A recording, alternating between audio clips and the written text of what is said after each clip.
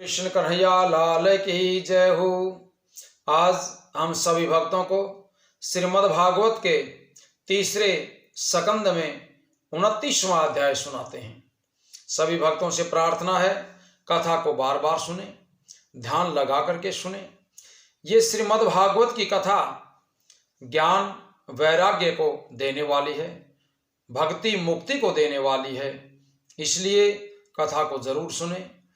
और अब हम कथा जो आपको सुनाते हैं उस कथा में यमदूतों के द्वारा पापी जीवों को यमराज के पास ले जाने का वर्णन है। आप ध्यान से कथा को सुनिए। मैत्रेय जी ने कहा कि हे विदुर जी, इतनी कथा सुनकर के देवहूति बोली कि हे प्रभु, मृत्यु के पश्चात मनुष्य का क्या हाल होता है, ये और बताने की कृपा करें।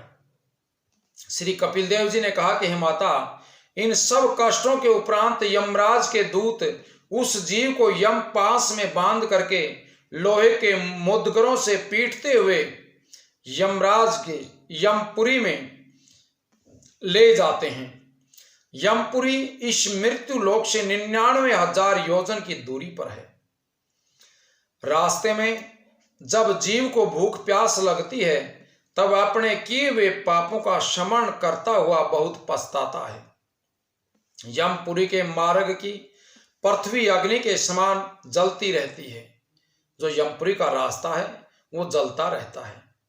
उस पृथ्वी पर नंगे पांव, नंगे सिर और नंगे शरीर चलने के कारण जब वह व्याकुल और थक करके कहीं विश्राम करना चाहता है अथवा रास्ते में अंधकार होने के कारण कहीं ठिठक जाता है तो उस समय यम के दूत उसे अपने मुग्धरों से खूब पीटते हैं और एक क्षण को भी विश्राम नहीं लेने देते हैं। जिस प्रकार संसार में कुकर्म करने वाले को राजाओं के द्वारा दंड दिया जाता है, उसी प्रकार पाप करने वाला व्यक्ति उस यमपुरी में पहुंच करके अपने पापों का दंड प्राप्त करता है। श्री नारायण जी की माया से प्रेरित होकर के वह अपने उस अंगुष्ठ प्रमाण शरीर को भी अपना मृत्यु लोक का शरीर समझने लग जाता है।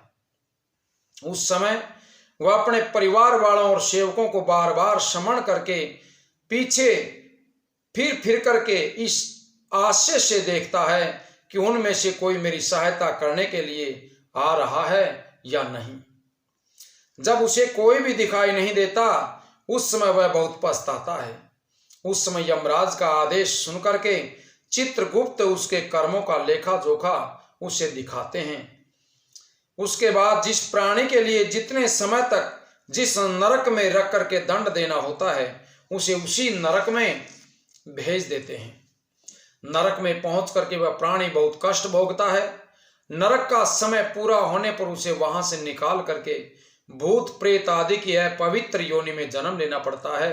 वहां वह सदा रोगग्रस्त रहता है और एक क्षण भी उसे सुख नहीं मिलता है।